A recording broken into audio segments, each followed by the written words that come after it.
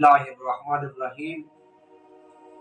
अल्लाह ताला के फजल करम से फ़राइज़ भी हो गए, हज के वाजिबात भी हो गए। मैं यकीन जानो अपनी असल बात पे इसलिए आ जाता हूँ कि बहुत सारी वीडियोस मैं खुद देखता भी हूँ और सुनता भी हूँ, लोगों के कमेंट्स भी पढ़ता हूँ कि उनमें से तमहीद जो है ना बहुत लंबी लंबी हो जाती है, जिसमें मकसूदी बात रह जाती है और लोग तंग पड़ जाते हैं। तो मैं इब्तदाई से ये कोशिश करता हूँ कि लोगों को मकसूदी बात से शुरू कर दें, ताकि उनको साफ साफ पता चले कि हमें क्या बताना चाहते हैं या क्या सिखाना चाहते हैं। हज के 3 फ़राइज़ से बयान हो गए, हज के 6 वाजिबात हो गए, अल्लाह ताला के फजल करम से वो भी बयान हो गए। अब सुनन हज हैं।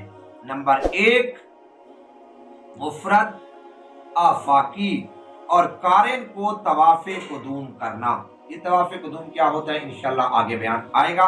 फिलहाल ये हज की सुनन आप अपने तक याद कर लें। नंबर 2, तवाफ़े कुदूम में रमल और इस्तिबा करना। अगर इसके बाद साई करनी हो, अगर तवाफ़े कुदूम के बाद साई ना की तो तवाफ़े ज़ियारत के बाद साई करनी होगी और उस वक्त तवाफ़े ज़ियारत में रमल करना होगा। ये बात याद कर लें।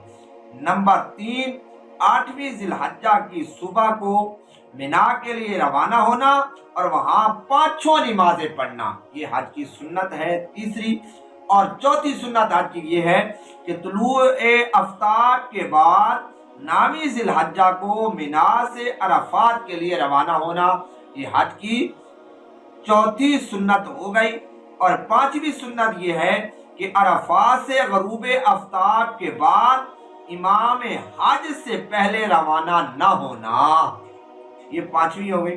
नंबर 6, अरफात से वापस होकर रात को मुजदलिफा में ठहरना। ये हज की 6ठी सुन्नत हो गई। और 7वीं ये है कि अरफात में गुस्ल करना। और 8वीं ये है कि अय्यामे मिना में रात को मिना में रहना। ये 8 हज की सुनते हैं जो मैंने बयान कर दी हैं। अल्लाह ताला कमी बेशी माफ फरमाए। सुन्नत का हुक्म ये है कि इनको कसदन तर्क करना बुरा है, यानी जानबूझकर, और इनके अदा करने से सवाब मिलता है और इनके तर्क करने से जजा लाजिम नहीं आती। जिस तरह सुन्नत अदा न करने से सवाब में कमी आ जाती है, अदा करने से सवाब में ज्यादती हो जाती है। मेरे दोस्तों और बुजुर्गों, ये चीजें थी। हज के फर्ज को भी याद कर लो, हज के वाजिबात क्या है इनको भी याद कर लो, हज की सुन्नतें क्या हैं इनको भी याद कर लो। अब अगली वीडियो में मैं बयान कर रहा हूँ मीकात का बयान, कि मीकात क्या है और मीकात किसके लिए किस जगह को है। अल्लाह ताला से दुआ है अल्लाह ताला अमल करने की तौफीक अता फरमाए, अल्लाह समझने की तौफीक अता फरमाए, अल्लाह रब्बुल इज्जत हमको सवाब से माला माल फरमाए। आमीन सुम्मा आमीन।